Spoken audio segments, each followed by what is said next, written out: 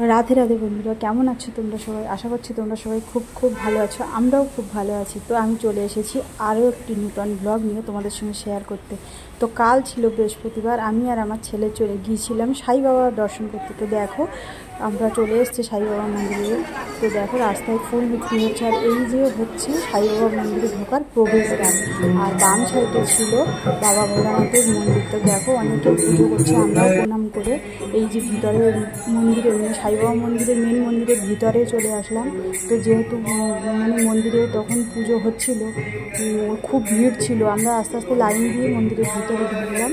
তো দেখো এখানে অনেকেই বসে আছে, আর এখানে হচ্ছে সাই বাবার ভজন কীর্তন হচ্ছে। তো সবাই বসে বসে শুনছিল।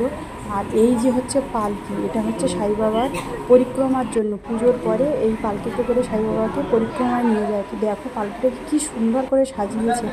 আর ভিতরে ছিল সাই বাবার একটা চিত্রপট, তো এত সুন্দর করে সাজিয়েছে, খুব সুন্দর লাগছিল। তো দেখো বন্ধুরা, এই যে লাইন দিয়ে সবাই সাই বাবাকে প্রণাম করার জন্য আর দর্শন করার জন্য সবাই চলে যাচ্ছে।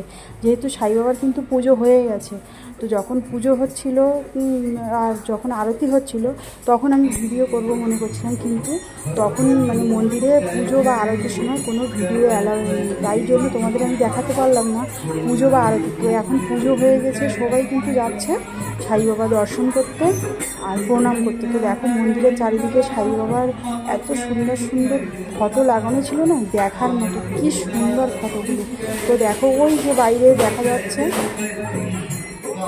তো দেখো ওই যে দেখা যাচ্ছে না, যে লাইনটা যাচ্ছে, আমরা যাচ্ছি প্রণাম করার জন্য। এই যে লাইনটা যাচ্ছে এইটা হচ্ছে আমরা প্রণাম করার জন্য যাচ্ছি। দেখো আর মন্দিরের একদিক দিয়ে ঢুকতে হবে আর আরেক দিক দিয়ে প্রণাম বা দর্শন করে বেরিয়ে যেতে হবে।